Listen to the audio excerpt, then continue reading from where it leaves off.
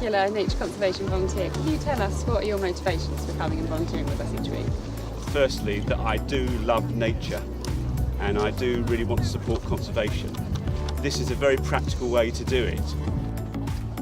By doing conservation work, I've discovered green areas that I never knew were there. So that's one of my motivations, yeah. Lovely. I like the fact that Redbridge is one of the greenest boroughs in London, I think in the top 3. And I think we need to treasure that and just look after the green spaces. There's a lot of good banter, a lot of good teamwork.